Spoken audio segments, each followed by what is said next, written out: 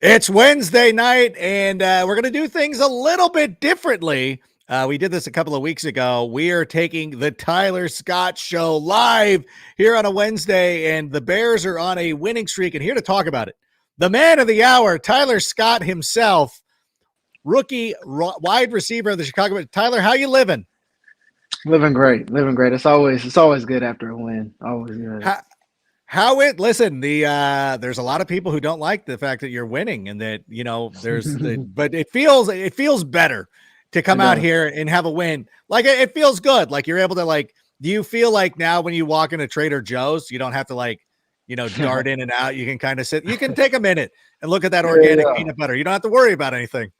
No, definitely, definitely. I mean, when you walk around and you're winning, it feels good. It definitely feels good, especially coming, No. um, after Christmas. So, what were we gonna say? Yes. And no, I was gonna say too, like it's good to beat the Arizona Cardinals because I know that we talked about this last week, and a lot of people don't realize this, but the Cardinals started in Chicago, and I gotta feel like Virginia still wants to beat the shit. Like that's a rivalry. It's crazy. It's Bidwell's versus the Hallis family.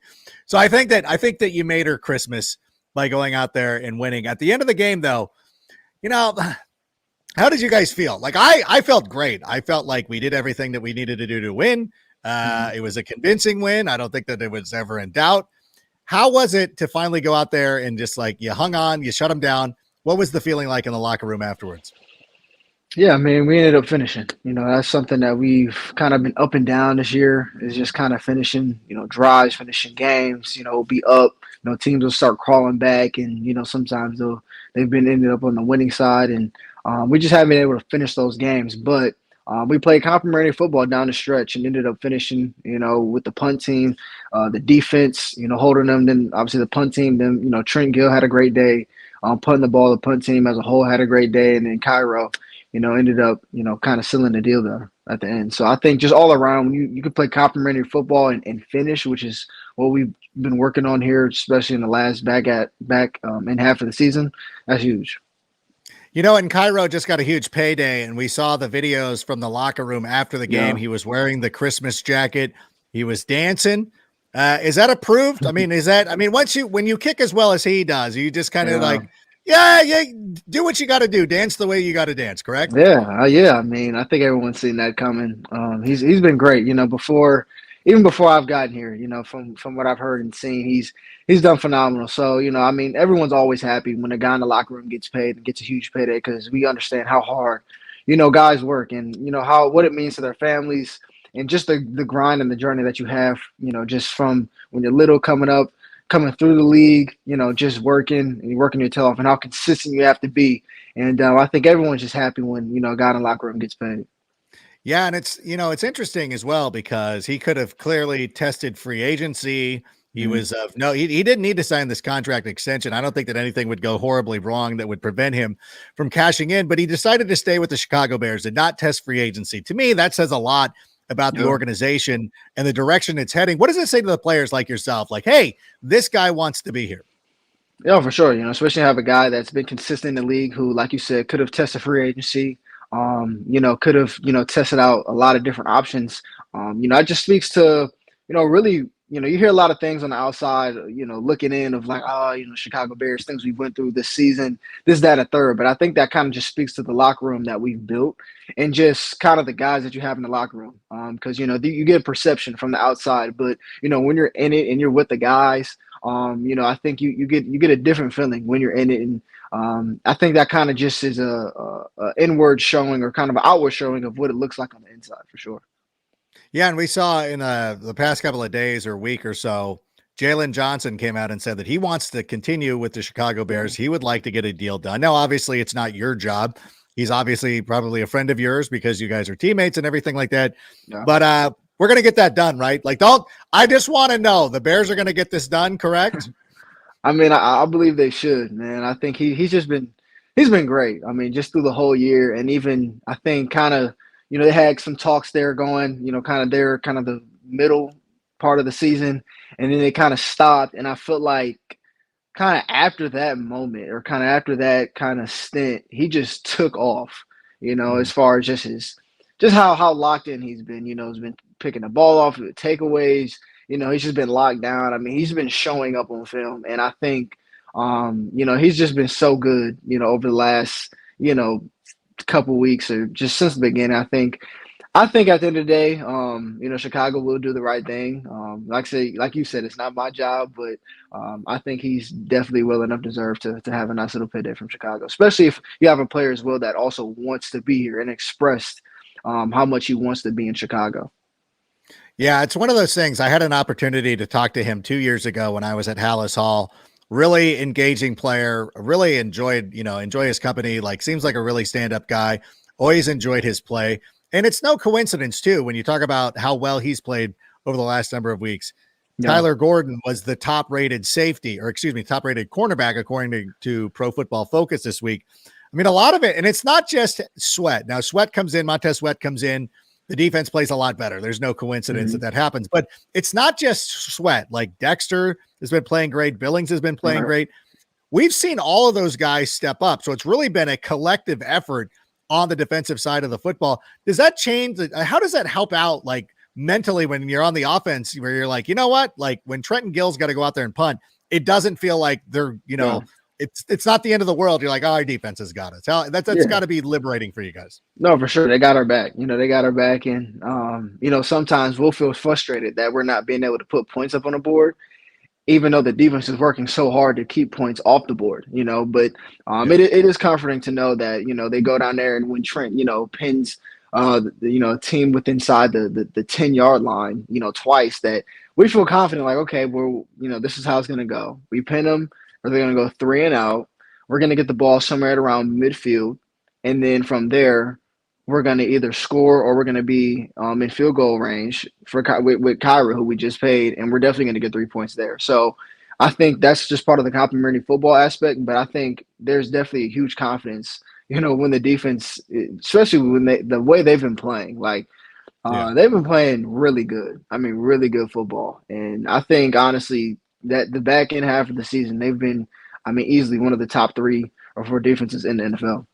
I don't disagree with that at all. And it's been a pleasure as a fan that you sit there and watch it. And, previously, the ball would get, this would, last year, like anytime the team didn't score, you're like, well, we're down 7 now. You always just felt like, oh, this way. And now you're like confident that they, they're probably not going to score a touchdown, maybe give up a field goal, but they've done a great job of holding on. So that's been a pleasure. The offensive side, I think the offense, how would you rate your performance offensively as a team on Sunday? Because obviously you go down, you score at will, you put up a bunch of points. It's always a weird situation when you have so much success early on scoring, but then you also have to be smart with the football. You got to make correct decisions and everything. How did you feel overall offensively with your performance? Because I thought you guys played really well offensively. Yeah, obviously we played well enough to win. At the end of the day, that's the number one thing, is you can go out and put enough points on the board. The object is to score more points than the other team. And, you see around the league too, like, different conversations about, like, all right, a team's winning, and it's like, well, you have to win like a certain way or look good winning like a certain way, or it has to look like a certain way. And, at the end of the day, you got to keep the main thing. Now, understandably, you do want to have success and, have things work a certain way. But at the end of the day, if you're able to come out of these games on top, whether it looks, pretty or whether it looks ugly, that's the ultimate goal, And so, I think, like I said, we had our ups and downs and our roller coasters, started off, pretty hot. But at the end of the day, we played good situational football, which I think is something that is really important in the NFL, is if you can play situational football and make the plays and in the moments that matters. And I think, like I said, we did that. We put ourselves in position to win the game. Obviously, the defense did what they did. The special teams did what they did. We were able to drive down, get in field goal range, and, kind of seal the deal there. But at the end of the day, we did what we needed to do to win the game. It's interesting because from the outsider's perspective, you watch games and there's times where you're like, oh man, this could turn. Like you have apprehension, you have anxiety. There was none of that on Sunday. Like there was really like, we're winning. Like we're even with, games that gotten away from us at even this, you're like, what, I feel comfortable with the way everything's going. I Mm-hmm. feel like nothing, like we're going to handle this. And I know people be like, well, it's the Cardinals, but it's like, yeah, but at the same time, like this is part of the growth process in the NFL is like being a team that goes into games now. Like we expect to win this. We expect to hold on Right. and doing things like that. And I think, and I know that we've talked about this now. Obviously the Bears we're still alive. And I know I keep saying and this is embarrassing for me still, but like we're still alive for the playoffs, but this is like, I don't know. I know that we had talked about it before about like, hey, like our goal is to win a Super Bowl, to get to the playoffs, all this stuff.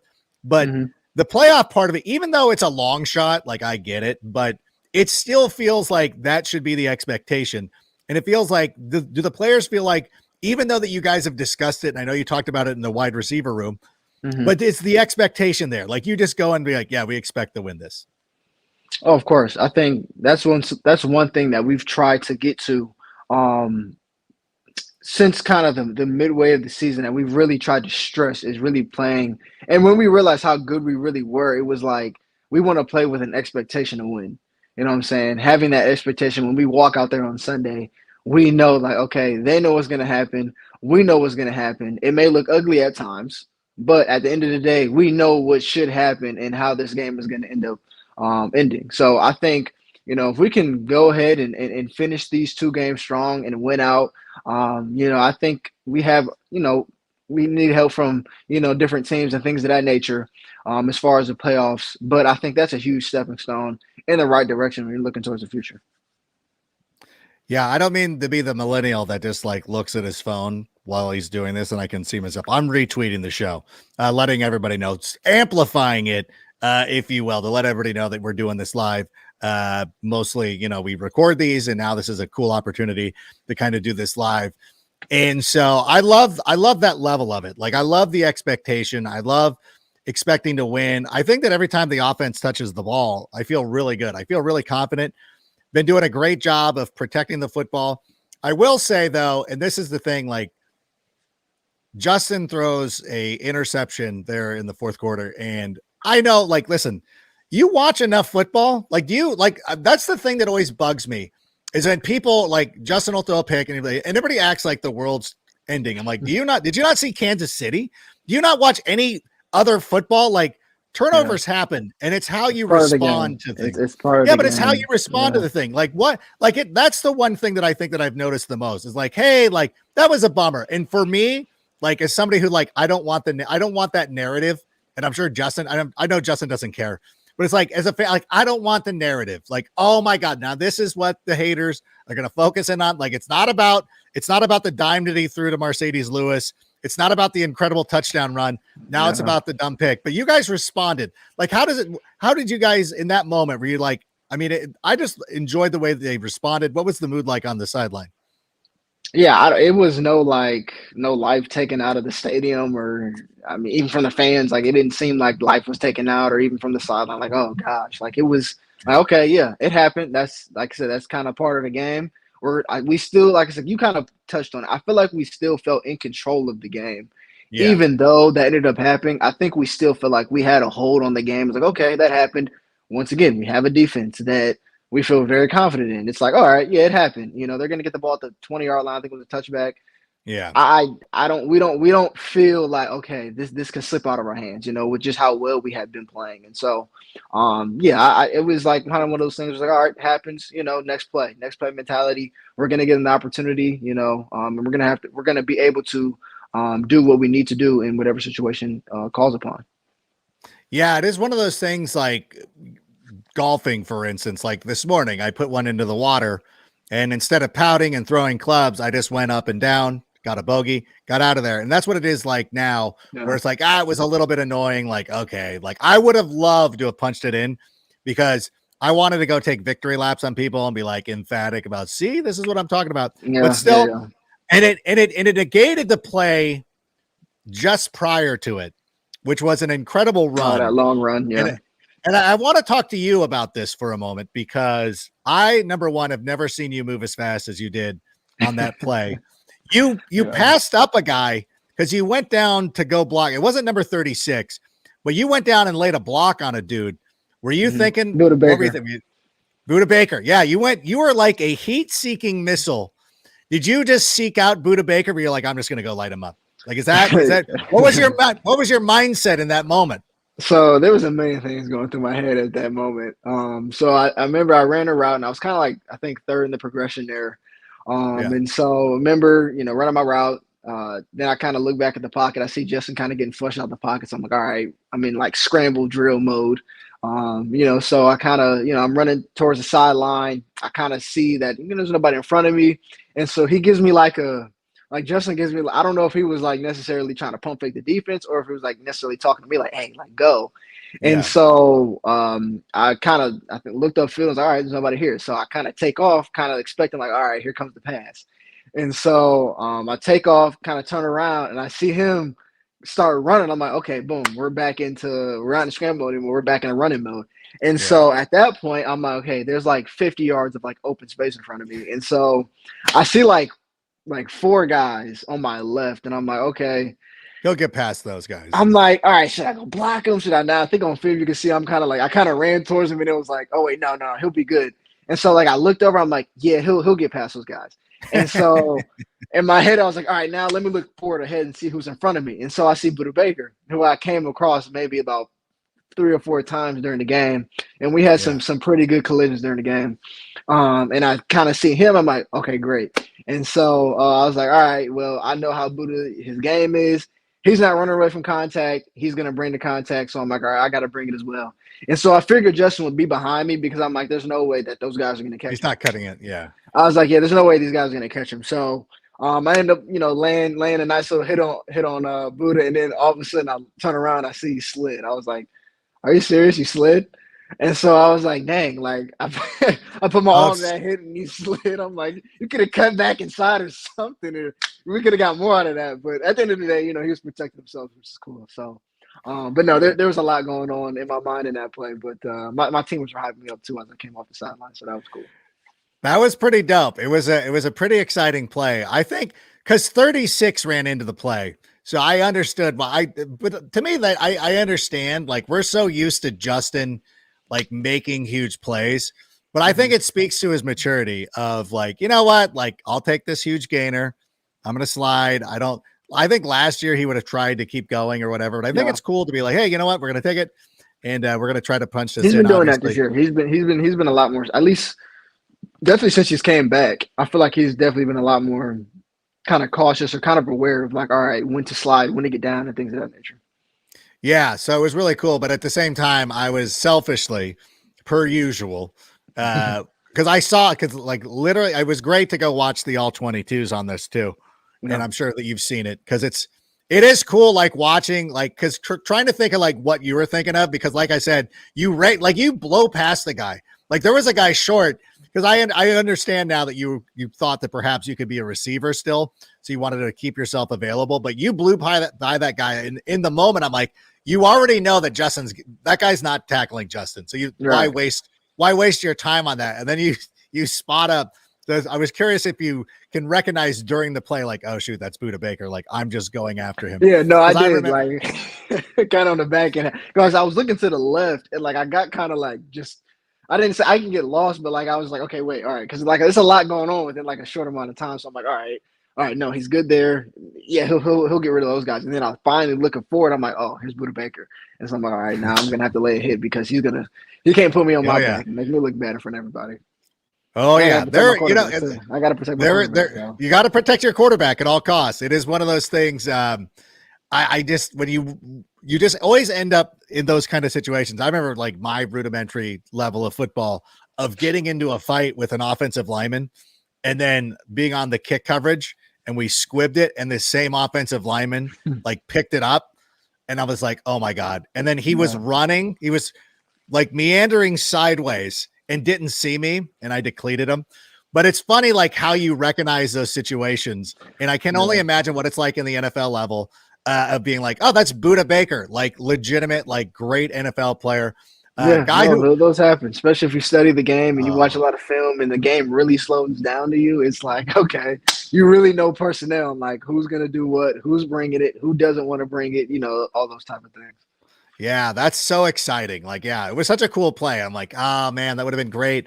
And again, selfishly, I wanted Justin to keep running. So if they scored a touchdown, we could be like, yeah, look at the block by Tyler Yeah, Scott there. But touchdown block, touchdown block. I'm glad your teammates recognized that when you came off the field too, because I thought that was pretty cool. I'm like, there he is, like it was a neat way, a neat play the way that unfolded. This week we got the Atlanta Falcons, a team that is also fighting for the playoffs. What is your read on the Atlanta Falcons so far? Now that you get a chance to see them, now obviously they're one of the better teams against the pass. What have you noticed about them? What do they do that makes them so successful defensively? Well, the biggest thing that you see is that they're in your face. I think they're the number one press team in the NFL. So they're going to be in your face the whole game. Sometimes it's going to be man, sometimes it's not. Do a pretty decent job of kind of disguising, when it's man and when it's not. But they have some keys, as every defense do, and keys and factors that kind of tell you what they're doing. But I think that's the number one thing. They acquired a lot of acquisitions there in the offseason, with Jesse Bates and Calais Campbell and some of those guys. So I think, I think they just play with no hesitation, and they're really just in your face, So I think that can definitely cause some issues, for some offenses. But I think it's a very solid defensive team, for sure. And then offensively, they've kind of, been in and out as far as the quarterback situation. It had Desmond Ridder, who obviously I played with, when I was in Cincinnati, and they've kind of been, interesting how they've handled that whole situation the whole year, to say the least. But no, and then they got Bijan Robinson, who they picked up earlier in the draft, who I think is going to be a very good player in the future, being in the right, if he's in the right system. Because I know this year he hasn't been used, I guess, the greatest, but I think he can be a really good football player in the future. But no, I think they're a very solid team on paper. I think they're just still trying to figure some things out, though. They were my pick to win the NFC South. I thought that they had done a really nice job of accumulating a lot of talent. It's interesting because I think people who play fantasy football look at the situation in Atlanta, the usage of Bijan Robinson. Last week, he got it. He got it back last week, but 2 weeks ago, it seemed like they sort of forgot him. Do players around the league notice that? I know that obviously your teammate Jaylon Johnson backed him up at Texas. Do you guys do you talk about that kind of stuff? Do you notice that, like, when little trends like that happen around the league? Now, obviously you're a fan of football. You've grown up watching the game, but do you notice that and talk about that as players? I don't think necessarily we have like a whole sit down about it, but I think if you are, like I said, I think if you are a fan of the game, to kind of pay attention around the league, I think that's something you notice. Like, okay, Bijan Robinson had 7 carries. Like, it's like, what? It's like, why would you? I don't know. It just, things like that don't make sense to me. You take a guy that high, and then on top of that, just kind of what he's been, how good he's been. Seemed like he started off the season really good, and it's like, why are you not just consistently trying to feed this guy?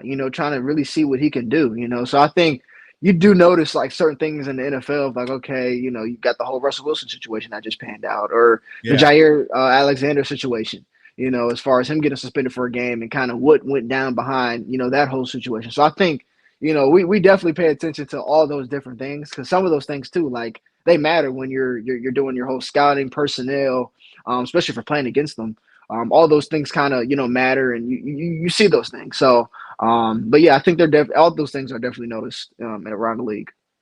I kind of like it too. I know Micah Parsons got into a little bit of, I don't know, hot water is the right word. I know that Rob Gronkowski was kind of questioning, like, why is he, wondering about what's going on in San Francisco? Yeah. Because, well, number one, Gronk came from New England, where you're not allowed to talk about anything ever. So, which is a completely unique situation. But I think as a fan, one of the things that I really enjoy is when players do comment, where they're on Twitter. Like JJ Watt was great about this when he was, he's great about it now, obviously being a part of the media, being a part of the Pat McAfee show and other things. But when he was playing and would comment on things, I think that's cool, because you want to believe that the guys who are out there playing love football as much as you do. So if Micah Parsons has an opinion on the 49ers game, regardless of whether they lost it or not, it means something to me. The fact that about Bijan Robinson and his usage in Atlanta, that is something like, oh, that's really cool. And I also, like, do you go to Roshan and you go like, what's up? Like, what's up with your boy? Like, why are they not giving him the football? This seems wild.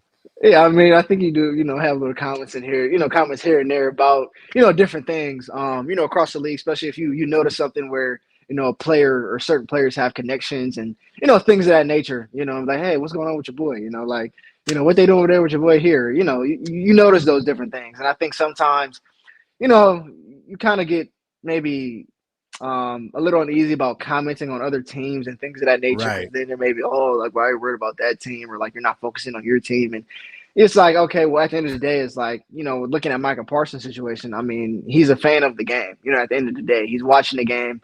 Yeah, he's in the NFL, but he also loves the NFL and watching and the product that it gives out every Sunday. So it's like you watch those games, you can have opinion on those games and you know, what better person to have opinion on the game than someone who's out there every Sunday, which is why you see, I think, these players that end up going into being sports talk analysts after the game and people want to hear that and see that because Yeah. it's like they're people that have been in between the lines. They played at that level. They know what it takes to be there, to stay there, and kind of what goes on in the locker room. They give you kind of an insight of like, all right, from a player's perspective, who watches a game that a lot of people love, they give you a perspective of like, all right, this is what it's like.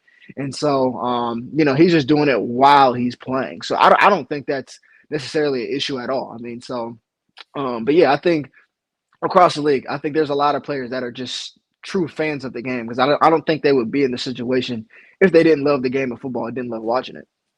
No, it's true. It is like, hey, listen, if somebody works at Subway, they can still have an opinion about what's going on at Burger King. Like it's Yeah. not mutually exclusive. Like you can sit there. Like people are actually can have multiple interests, and so I always think it's pretty awesome. And it's been interesting watching what's happening with Russell Wilson because this isn't the first time that something like this has happened. Like Derek Carr last year during his last couple games with Okay. the Raiders, they held him out. Russell Wilson's on the bench for Oh. everybody. And take of this what you will, and this is to everybody listening and watching right now. Justin Fields is playing. So if anybody thinks that the Bears are tipping, whatever, I'm just pointing out that Justin Fields is playing. See, this is why you and I Yeah. work so well. You're the player, and then I'm the guy who's the outside guy who can pick up like tell you what it's like being a fan of like, oh no. But I feel great. I feel great about this week. But speaking of Justin Fields, I'm assuming he grew up a Falcons fan coming from Georgia. Do you guys is it I'm sure you guys don't care, but like does it get known like, hey, we're going to Georgia, like we can't let we're playing the Falcons. We can't let Justin Fields down. I don't. We haven't, I guess, as a team, really, I guess, mentioned that or kind of, Well, start kind mentioning of. it. I think though, I think for him, it definitely means something. I think for any player that goes back to kind of their home area, Yeah. it means something. Like when I went back to Cleveland, for me, Yeah. growing up Oh, a Cleveland Browns fan, having, a lot of family, a lot of friends and family that were Cleveland fans, I heard a lot of people come and telling me like, yeah, we're going to be at the game. So it's going to be, I had some people telling me like, oh, we know you're playing, but we're still rooting for Cleveland, how or dare just, they? it was like, I had people say all those, or like, I had some people like, oh, it's going to be weird rooting for two teams and stuff like that and yada, yada, yada. But it was like, it was like, okay, but when I came home or came back, to my hometown, I'm like, man, I want to walk away with a win in front of their faces, and get Yes. on the field like it's cool, like, oh yeah, you see Tyler, but I wanted to feel like, all right, yeah, like I came back home and we ended up winning and we ran to your guys' parade, but no, I think whenever you go back home, you have this sense of like, all right, you really want this game, and I think. I'm gonna mention it tomorrow to kind of him and see like, all right, do you have that thing? Which I Yeah. already know he definitely does, especially gonna have a lot of people. So, well they're coming here, so I guess it's a little bit Yeah, yeah. different, but That's what I yeah, meant. Yeah, yeah. Sorry, I got that confused for a second. But Justin also strikes me as the kind of guy who won't make a big deal about it, but deep down, it means a lot to him. It's kind of like how I was. No, actually, no, because I told you about my birthday. But some people are like that, where it's like, hey, like they're not saying that it's a big deal, but it's a big deal. And yeah, so I want him. And you know what? And it's like I'm so invested. Like I feel now that I'm like so invested in Justin Fields because like the fan base gets so polarized one way or the other because ultimately we're going to root for the Bears and we're going to root for the guys who are on our team. yeah, But it's such a polarizing thing right now to the point of like I just want to fast forward to next year in some respects. But I'm so invested in Justin Fields doing well, and I want him to do well against the Falcons, and I want him to. I want you guys to beat the Falcons and all that stuff, because I still want to keep the playoff hopes alive. So and by the way, and we got to get you into the end zone, because I would have counted it if you had knocked over Budda Baker and sprung Justin Fields for a touchdown. I would have counted that. I would have been like, go steal the game, go steal that football from Justin.